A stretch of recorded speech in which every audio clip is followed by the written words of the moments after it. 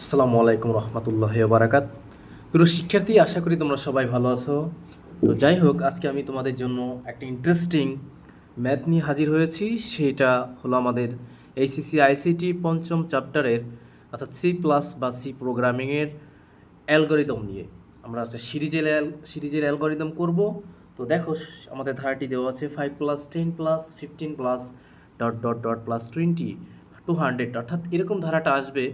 তো চলে যাও, আমরা সলিউশনে চলে যাই। এই যোগফল নির্ণয়ের অ্যালগরিদমটা করবো আমরা। ধাপ 1 শুরু করি, অর্থাৎ প্রত্যেকটা প্রোগ্রামে ধাপ প্রথমে হলো আমরা শুরু করব ধাপ 1-এ। সেকেন্ড হলো ধাপ ধাপ 2, যেটা অর্থাৎ 2, সেটাকে আমরা ইনপুট নেব। তাই ইনপুট আমাদের দেওয়া আছে লাস্ট যে পদটা 200, তাহলে আমরা এখানে সেটা লিখে নিলাম যে ইনপুট n ইকুয়াল 200 মান নিই। আর যদি আমাদের এখানে 200 না থেকে শুধু n থাকে, তাহলে আমরা নিব যে ইনপুট হিসেবে n এর মান নিই। গেল।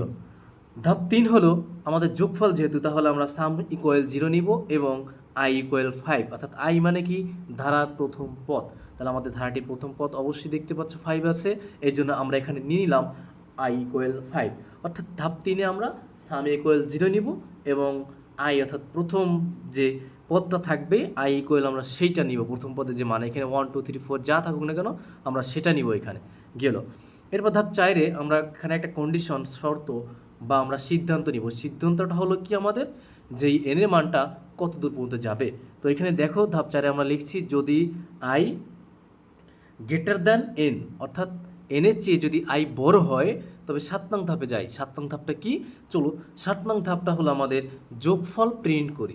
যোগফল প্রিন্ট করি কেন, যে আমাদের আই এর মানটা এন সংখ্যক পদ পর্যন্ত আমরা নিতে পারবো। এন মানে কি, এখানে 200 পদ পর্যন্ত আমরা নিতে পারবো। তাই যদি আই এর মান 200 থেকে বড় হয়ে যায়, তো সেই ক্ষেত্রে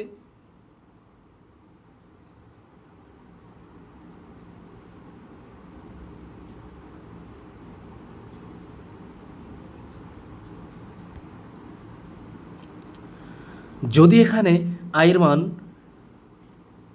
এন থেকে বড় হয়ে যায়, তো সেক্ষেত্রে তো আমরা আর প্রিন্ট করতে পারবো না, অর্থাৎ সেই মানগুলো আমরা নিতে পারবো না। এই জন্য বলছে যে যদি আয়ের মান এন থেকে বড় হয়ে যায়, তো অটোমেটিক আয়ের মান যতগুলো পদ পাবো সেই পদগুলো আমাদের 7 নং ধাপে চলে যাবে এবং প্রিন্ট হয়ে যাবে যোগফল। এখন প্রশ্ন হলো, যদি তাই না হয়, অন্যথায়, অর্থাৎ যদি তাই না হয়, এখানে লেখা আছে যে অন্যথায়, অর্থাৎ যদি তাই না হয় মানে আয়ের মানটা যদি এন থেকে বড় না হয়, তাহলে আমরা 5 এবং 6 নং ধাপে যাব। 5 নং ধাপটায় কি দেখো, সাম সমান সাম প্লাস আই, অর্থাৎ যোগফলটা আমাদের প্রিন্ট করবে। আর আমাদের যোগফল কোন সংখ্যক পদ পর্যন্ত নিব, এন সংখ্যক পর্যন্ত। এই জন্য অবশ্যই আয়ের মানটা এন থেকে কী হতে হবে, ছোট বা এন এর সমান পর্যন্ত হতে হবে। তো আমরা এই জন্য 5 নং ধাপে যাব, অর্থাৎ এন এর মান যখন আয়ের থেকে কী হবে, ছোট হবে, তখন আমরা 5 নং ধাপে যাব, অর্থাৎ যোগফলটা নিব আমরা সেই সংখ্যাটার। এই জন্য সাম সমান সাম প্লাস আই, এখানে আই লিখলাম। আর যদি আমাদের এখানে ধারায় পাওয়ার থাকতো, দেখো যেমন 5 স্কোয়ার, 10 স্কোয়ার, 15 স্কোয়ার, এভাবে পাওয়ার থাকতো, তাহলে আমরা এখানে সাম সমান নিতাম সাম প্লাস আই গুণ আই। এটুকুই সেন্স, পাওয়ার থাকলে এই একটা জায়গায় সেন্স, আর সবগুলো একই থাকবে।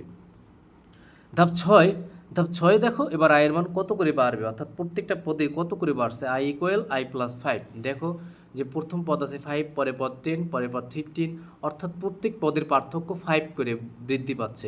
এই জন্য আমরা আই সমান লিখলাম আই প্লাস 5, অর্থাৎ আয়ের মান 5 করে বাড়বে। এবং পুনরায় 4 নং ধাপে যাই। কেন 4 নং ধাপে যাবে, আয়ের মান 5 বৃদ্ধি হওয়ার পরে সে কি এনের যে ছোট হইলো নাকি বড় হইলো, এটা 4 নং ধাপে যে জিজ্ঞাসা করবে। তা 4 নং ধাপে যে যখন সে পাবে যে না, আয়ের মান 5 বৃদ্ধি পাওয়ার পরেও সে এন থেকে ছোট হয়েছে, তখন সে আবার 5 নং ধাপে যে প্রিন্ট করবে যোগফল। এবার আবার পুনরায় 6 নং ধাপে যে আয়ের মান আবার 5 বৃদ্ধি করবে। আবার 5 বৃদ্ধি করার পরে সে আবার প্রশ্ন করতে 4 নং ধাপে যে জিজ্ঞাসা করবে যে আয়ের মান কি এন থেকে ছোট হয়েছে না বড় হয়েছে। যদি ছোট হয়, তাহলে আবার 5 নং ধাপে যে কি করবে, সামটা প্রিন্ট করবে। এরকম যখন আমরা আয়ের মান এরকম বাড়তে বাড়তে, যখন আমরা আয়ের মান বাড়তে বাড়তে আমাদের এনের বড় হয়ে যাবে, তখন আমাদের প্রোগ্রামটা কি হয়ে যাবে, শেষ হয়ে যাবে। লাস্ট পর্যায়ে আমরা ধাপ 7-এ হলো টোটাল যোগফলটা প্রিন্ট করবো ধাপটার।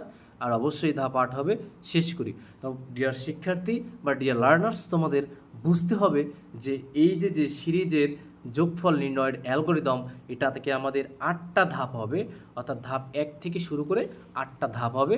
এই 8টা ধাপের ভিতরে আমাদের এই কার্যক্রমগুলো সব শেষ হবে। আশা করি ইনশাল্লাহ বুঝতে পারছো। যাদের কোনো প্রকার সমস্যা অবশ্যই কমেন্ট বক্সে জানিয়ে দেবা।